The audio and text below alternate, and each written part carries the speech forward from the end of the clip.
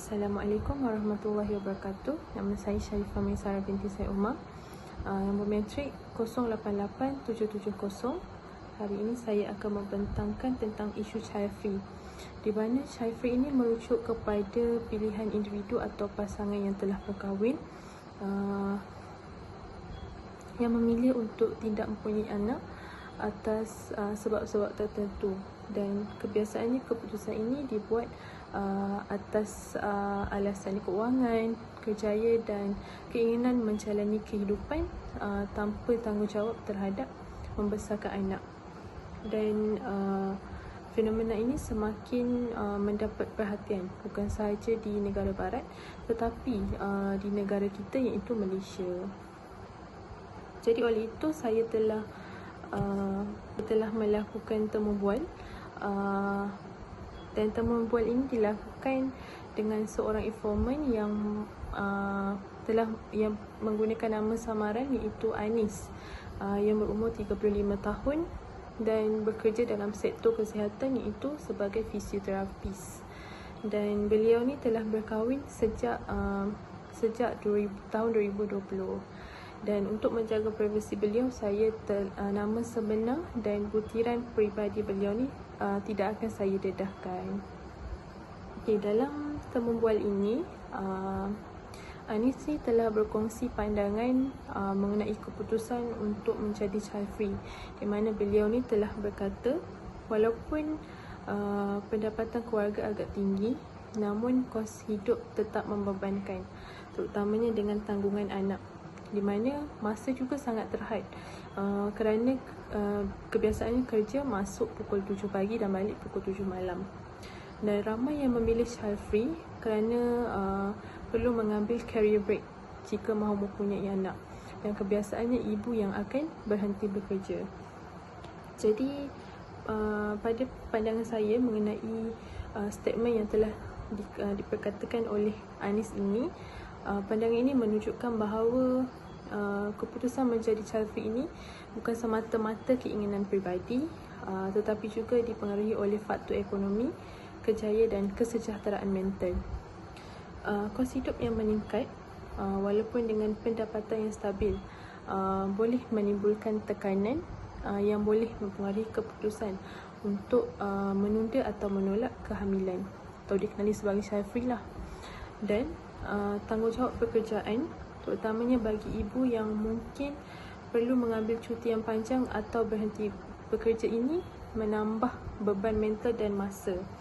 Oleh itu, ramai pasangan yang memilih child free ini untuk mengekalkan kestabilan kewangan, kerjaya dan kesejahteraan emosi mereka. Okay, dari segi sosial, Anis juga menyatakan bahawa pandangan masyarakat terhadap child free ini berbeza. Keluarga tradisional ataupun mungkin pada masa dahulu mungkin akan mempertikaikan keputusan ini kerana pada masa dulu menekankan bahawa anak ini adalah sesuatu keperluan dalam perkahwinan, kerana anak ini dikatakan sesuatu ikatan dalam perkahwinan. Namun bagi golongan sebaya Anis ataupun sebaya beliau, fenomena child free ini lebih diterima kerana ramai yang menghargai keluarga kecil atau bebas tanggungan anak. Ini menandakan bahawa norma sosial dan penerimaan masyarakat ini sedang berubah, khususnya dalam kalangan generasi muda sekarang, yang lebih menekankan keseimbangan hidup, kepuasan diri dan kesejahteraan mental. Okay, selain itu, Anis juga menekankan kesan penurunan kadar kelahiran terhadap masyarakat, manakala di mana beliau yang bekerja dalam sektor kesihatan ini menyadari bahawa populasi warga emas ini semakin meningkat manakala generasi muda ini berkurang. Jadi ini menyebabkan tekanan kepada tenaga kerja dan sistem sokongan warga emas. Walaupun kualiti penjagaan kesihatan sekarang semakin meningkat, namun kekurangan generasi muda ni tetap memberi kesan kepada ekonomi dan struktur sosial dalam negara kita. Dan pandangan ini memberi gambaran yang jelas bahawa keputusan peribadi seperti Syafri ini dikatakan mempunyai implikasi yang luas terhadap masyarakat dan pembangunan negara. Dapatan ini boleh dikaitkan dengan teori antropologi dengan sosiologi, di mana dalam teori antropologi menyatakan bahawa, di mana dalam teori sosiologi menyatakan bahawa norma sosial ni tidak statistik tetapi boleh berubah mengikut konteks ekonomi, pekerjaan dan tekanan hidup.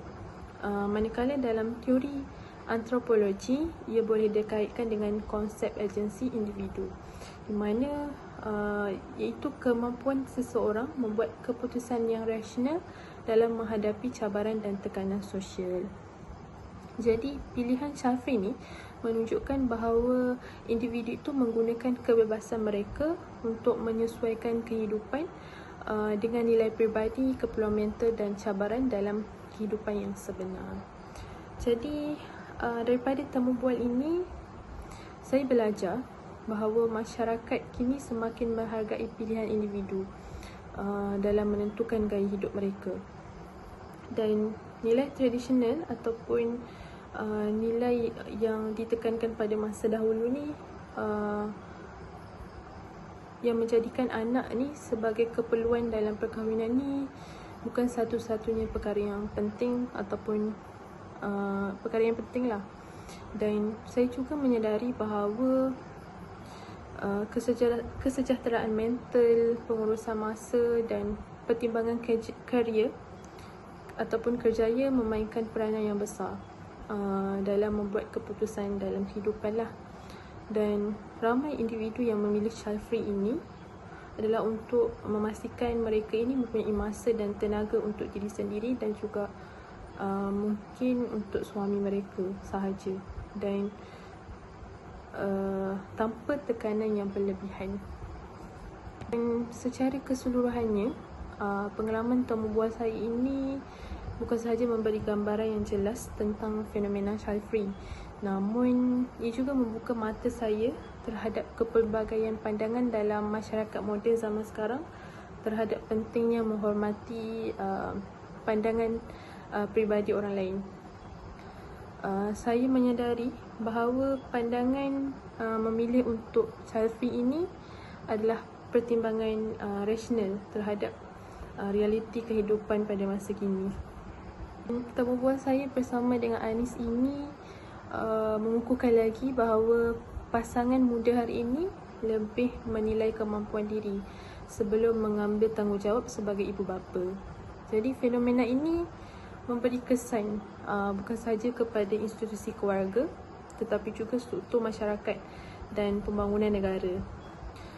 Oleh itu, bagi saya isu Syafri ini perlu difahami secara menyeluruh, bukan sekadar dinilai dari sudut